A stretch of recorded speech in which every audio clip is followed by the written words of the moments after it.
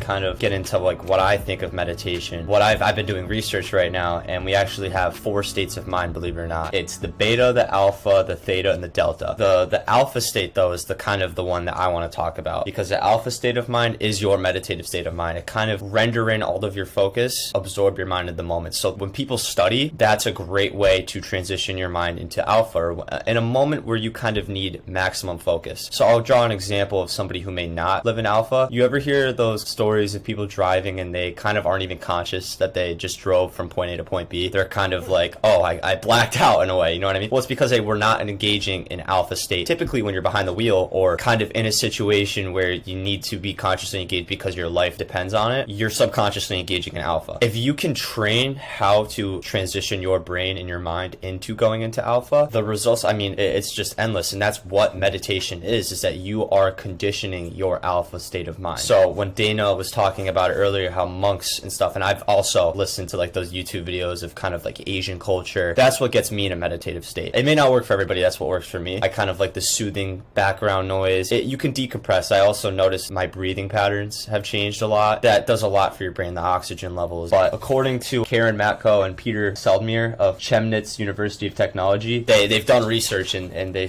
have just stated a few of the benefits that you can get. You increase self-awareness, you reduce negative emotion, you increase imagination and creativity, like I said before, you increase patience and tolerance, and you build healthy response mechanisms. And I'm going to really key on building healthy response mechanisms, because I feel like, don't quote me on this, but I would say a lot of our generation is very rageful. They have very, like, people our age, when they kind of get triggered by something or upset, for instance, playing video games and you die in the video game, your first instinct is to just scream and shout and break stuff. Like, geez.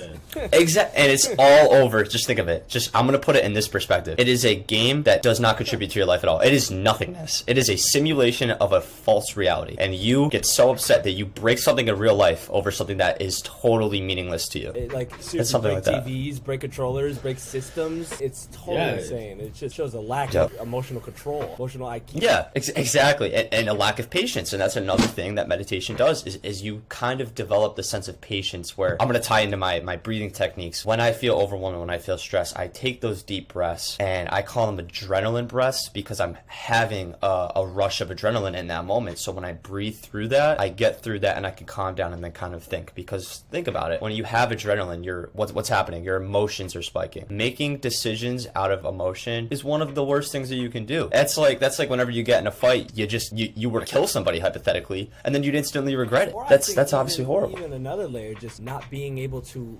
recognize and synthesize the emotions you're feeling. You know, you've ever been so mad at someone, but you're just so overwhelmed with all the emotions that you just cry. Like, you're just so pissed and you want to like punch them in the face, but it's so overwhelming and you're not even sure the emotions that you're feeling, and you just break down and cry. And I mean, it's probably happened to a lot of people. It's definitely happened to me.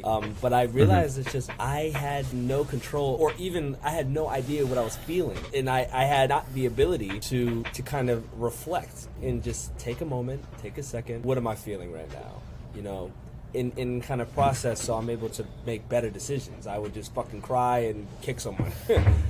But what that is, though, is you literally just said that you alpha conditioned without even knowing it. You know what I mean? Like, that is what alpha conditioning is. I've been reading this book called The Genie Within, and it kind of just the whole book talks about the subconscious mind, but it really does dive a lot into alpha conditioning. And I know it sounds kind of corny to say, but when you speak something out loud and sort of, you know, hypothetically speak it into existence, most of the time renders into your subconscious, because your conscious is a filtration going into your subconscious. So when you speak it out loud, you're consciously engaged, and then it filters through. So if you say to yourself, I'm going to enter alpha state of mind now, I'm going to enter my focus, you know what I mean? If you affiliate that with, I know Dana told me he did this before a test. Dana told me that he told himself over and over again that he was going to pass his test, he was going to pass his test. He told me he didn't even study for it, and guess what he got? A 90, because he told himself he was going to get it. You know what I mean? And it's just an element where you can actually control yourself through your mind. And it's really fascinating too in this book, because they talk about how you can actually control your levels of of blood pressure and stuff like that. These things that you can actually subconsciously change and manipulate in your mind. I think meditating, though, as a whole, it's a lot deeper than it actually is. I feel like you can truly learn your innermost core through meditation. I'll give an example, since I didn't really talk about it before, for how I meditate. I feel like when I'm meditating, I'll give myself 10 to 20 minutes usually at any point in the day, whenever I feel kind of the most stressed during the day. And I feel like when I do that, not only do I remember more and retain more information that kind of all just hits me, and then it cycles through, and then I go into the state of nothingness, and I kind of feel a lot better. But that state of just giving your brain a break, I enter alpha. It's like I'm in a whole new reality. It's just unbelievable. I watched a Joe Rogan podcast yesterday, and they were talking, we mentioned this in our freestyle, our episode prior, that the average amount of screen time is 11 hours. Average. That's your entire day.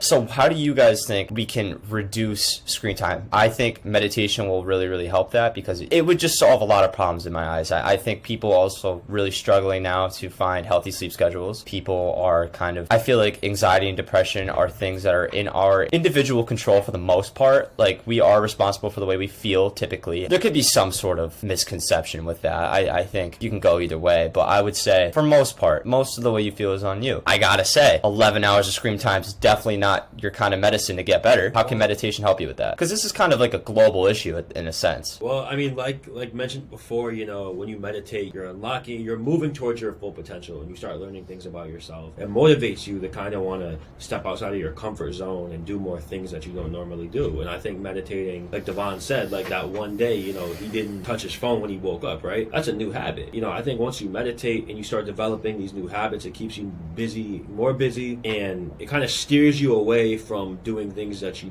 used to do. Like, for example, like sitting on your phone at night. Once you realize how bad that is, like sitting on your phone and obtaining all this knowledge, like Devon said before, how we obtain this much knowledge, we obtain way more knowledge in a day than people back then used to in their entire lives. That's not good. But people throughout their day, they want more and more knowledge. They want to see all this stuff on their phone and stuff. But, I think practicing that emptiness, that meditation, it'll steer you away from it, because you'll soon realize how much better of a mood it'll put you in. It'll motivate you a little bit more. And it doesn't even necessarily have to be like I know some of you guys meditate for like 20 minutes straight. Like, it could be like, it start off small, and then, those habits will get better and better and better. So I think meditation, if you take it little by little, it'll help you develop healthier habits instead of, being on your phone. That's my take on it.